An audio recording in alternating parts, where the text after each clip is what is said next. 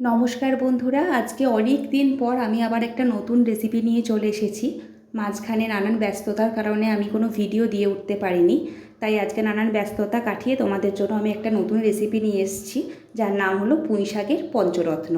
তো পুঁই শাকের পঞ্চরত্ন আমরা কিভাবে বানাবো আর সেটার জন্য কি কি লাগবে সেটার জন্য দেখতে থাকো এই ভিডিওটা। তো দেখো, আমরা এটা বানানোর জন্য যেহেতু নাম পঞ্চরত্ন 5 রকমের সবজি নিয়েছি: কুমড়ো, পুঁই শাক, ঝিঙে, আলু আর বরবটি। তোমরা চাইলে আরও নিতে পারো। তো এবার যেটা করতে হবে, একটা কড়া বসিয়ে সেটা গরম করে তার মধ্যে আমি তেল দেবো। তোমরা জানো আমি খুব অল্প তেলে রান্না করি। দেখো, খুব অল্প পরিমাণ তেল দিয়েছি। এবার তেলটাকে গরম হতে দেবো। তোমরা চাইলে আলাদা আলাদা করে সবজিগুলো ছাঁকা তেলে ভাজতে পারো, সেক্ষেত্রে তেল অনেকটা লাগবে। আমি যেহেতু কম তেলে করি তাই আমি একবারই করব। তেল আমাদের খুব ভালোভাবে গরম হয়েছে। এবার এর মধ্যে আমি একটু কালো জিরে, জিরে আর শুকনো লঙ্কা ফোড়ন দিয়ে দেবো। তোমরা চাইলে এটা 5 ফোড়নও দিতে পারো, ভালো লাগবে যে কোনো কিছু। তো এবার এটাকে ভালোভাবে হতে দেবো। এটা ভালোভাবে হবে, ফুটবে ভালোভাবে। এটা ভালোভাবে হয়ে যাওয়ার পর আমরা এর মধ্যে একে একে সবজি অ্যাড করব, কিন্তু তার আগে আমরা একটু আদা রসুন থেঁতো করে নেব। আমি এখানে বাটিনি, কারণ থেঁতো করলে টেস্টটা ভালো হয়। তো থেঁতো করা আদা রসুনটা আমি দিয়ে দেবো এর মধ্যে। তারপর এটাকে আমি ভাজতে থাকবো যতক্ষণ না পর্যন্ত এর কাঁচা গন্ধটা চলে যায়। দেখো, আমি এটাকে সুন্দরভাবে ভাজতে থাকছি। এর কাঁচা গন্ধটা চলে যাবে আর একটা গোল্ডেন ব্রাউন কালার আসবে। ঠিক যখন এটা ভাজা হয়ে যাবে তখন আমি কিছুটা পরিমাণ পেঁয়াজ কুচি, ওই একটা বড় পেঁয়াজের হাফ পেঁয়াজ কুচি আমি এর মধ্যে দিয়ে দেবো। তারপর পেঁয়াজটাকেও গোল্ডেন ব্রাউন করে ভাজবো, খুব বেশি কড়া ভাজবো না। তারপর এটা ভাজতে ভাজতে কিছু কাঁচা লঙ্কা দেবো। তোমরা চাইলে নাও দিতে পারো, আমার কাঁচা লঙ্কার গন্ধটা ভীষণ ভালো লাগে তাই আমি দিয়েছি। তো এবার এটাকে ভালো করে ভাজতে হবে, যাতে পেঁয়াজ, আদা, রসুন সব কিছুর কাঁচা গন্ধ চলে গিয়ে এটা বেশ গোল্ডেন ব্রাউন মতো একটা কালার হয়ে যায়। তারপর এটা যখন এরম হয়ে যাবে একে একে কেটে রাখা সবজিগুলো আমি দিয়ে দেবো। দেখো, প্রথমেই কুমড়ো দিলাম। তোমরা কুমড়োটা চাইলে লম্বা করে কাটতে পারো, দেখতে আরও ভালো লাগবে। আমি একটু ছোট করে কেটেছি। তো কুমড়োর পর আমরা আলু, ঝিঙে, বরবটি যেগুলো আছে সব দিয়ে দেবো।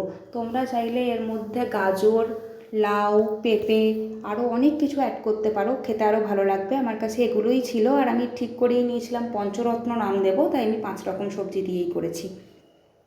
এবার আমি সবজিগুলো ভালো করে ভাজতে থাকবো। এই অবস্থায় কেউ নুন দেবে না, তাহলে সবজি থেকে জল বেরোতে পারে, ভাজা ভাজা হবে না। গ্যাসের ফ্লেমটা একটু হাই করে দিয়ে এটাকে এবার ভাজতে থাকবো। আর একটু আমি হলুদ দিয়ে দেবো, হলুদ অ্যাড করে ভাজবো, তাহলে কালারটা ভালো আসবে আর হলুদের কাঁচা গন্ধটা পরে আসবে না। দেখো, এবার আমি এটা ভাজবো। এর মধ্যে আমরা এই অবস্থায় কোনো নুন দেবো না, এটাকে এইভাবেই ভাজতে থাকবো, যাতে পুরো কড়া ভাজাও না হয় কিন্তু একটা গোল্ডেন ব্রাউন মতো কালার আসে। এইভাবে ভাজতে ভাজতে এটাকে আমরা ঢাকা দিয়ে দিয়ে ভাজবো। ঢাকা দিয়ে দিয়ে ভাজলে ব্যাপারগুলো মজে আসবে একসাথে, খেতেও ভালো লাগবে, টেস্টটা ভালো আসবে। তো দেখো, এবার আমি একটা ঢাকা দিয়ে দিলাম। এবার ঢাকা দিয়ে এটাকে কিছুক্ষণ হতে দেবো, 2 থেকে 3 মিনিট মতো। তারপর খুলবো। খোলার পর দেখবো এটা গোল্ডেন ব্রাউন, দেখো কালার চলে এসছে আর বেশ মজে এসছে সবজিগুলো। এখনও আমরা পুঁই শাক দিইনি, কারণ আগে দিলে শাক থেকে জল বেরোতো, সবজিগুলো ভাজা হতো না। এবার আমরা পুঁই শাকটা অ্যাড করব। গ্যাসের ফ্লেম কিন্তু এখনও হাই আছে। এইভাবে আমরা পুঁই শাকগুলো পুরোটা অ্যাড করে দেবো। আর এখনও কোনো রকম নুন দেবে না, কারণ শাক থেকে তাহলে প্রচুর জল বেরিয়ে যাবে আর শাকটা ঠিক ভাজা ভাজা হবে না, ওর সাথে মিক্স হবে না।